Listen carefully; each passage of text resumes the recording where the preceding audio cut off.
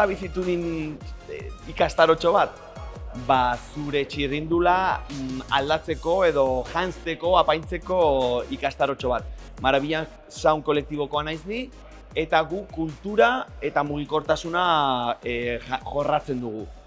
Kasu honetan, FM irratiaren bidez eta LED argia jartzen dizkiogu bizikletei.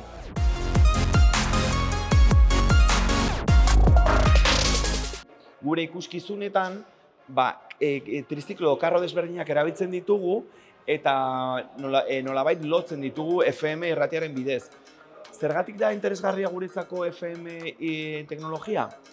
Oso erresta da erabiltzen, oso teknologia integratua dago eta egina dago, eta nolabait oso potentea da. Orduan, desazkunde bati begira, oso interesgarria izan litzateke jarraitzea FM edo irrati uhinak erabiltzen.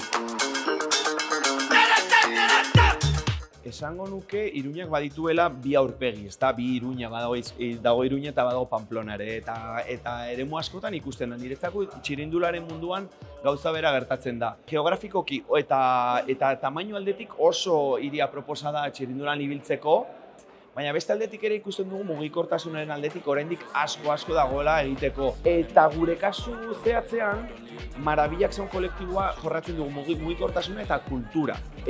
Horretan berritzailea bagara eta horretan ere Iruñaren estena oso potentea da, adibidez, soinu trizikloetan. Iruña dela munduko triziklo sonoren kapitala.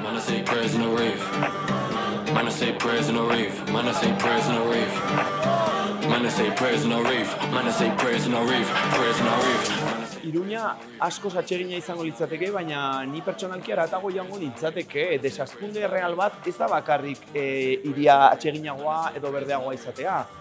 Guk sinisten dugu ere, ekoizpena hirian egin behar dela, desazkunde real bat emar dugula ere elikaduran, eta elikaduraren ekoizpena ere hirian egitea. Beraz, eman behar diogu buelta guztiari, azkenen kapitalismoa hor dago horratzean, baina guretzat txirrindula oso simbolo garrantzitsua da, edo potentea da, ze elkartu alditu borroka asko, eta kasu honetan hori desazkundea, ekologia, eta bai hori hiri atseginago baten alde, baina politikoki ere potenteak.